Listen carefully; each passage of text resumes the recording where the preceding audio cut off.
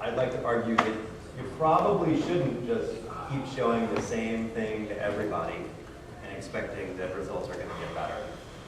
You probably shouldn't keep sending the same email to your whole list and expect that your open rate is going to magically start going up instead of down. You probably shouldn't just keep doing it the same old way. But if you're not going to do it the same old way, what does it mean to personalize?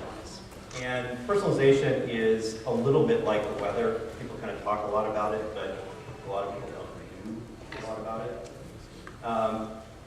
Is personalization saying, dear first name, and then the same offer that you would have made before, the same boilerplate, whatever it was you were going to sell anyway, but at least now it says Dear Jane.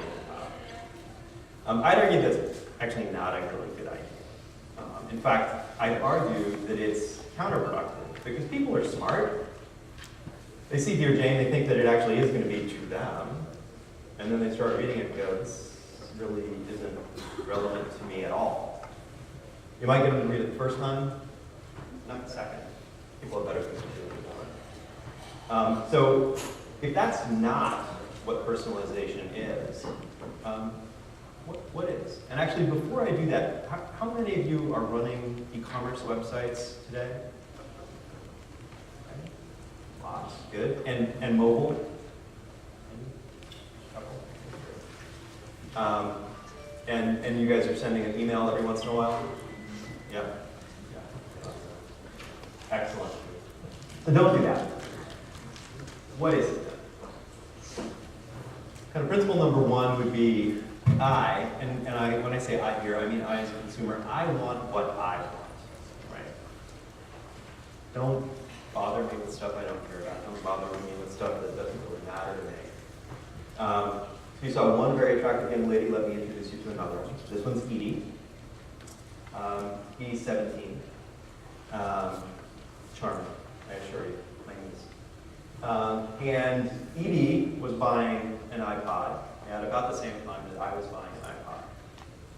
And of course, neither one of us wanted to drop our iPods on the ground and break them into many little pieces, which is, for me anyway, very easy to do. So she went looking for a case for her iPod. And I don't, by the way, mean here to pick on Shopzilla. If you had gone to any other shopping engine, you would have had a similar result.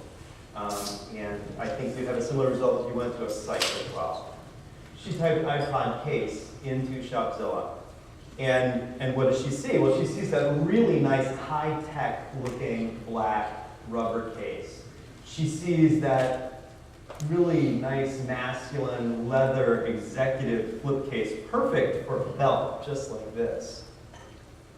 But she's a 17-year-old girl. Her favorite color is pink, not black. These are not really very good choices for her. And so she looks at this. That, by the way, where it's clipped, that's where the fold is.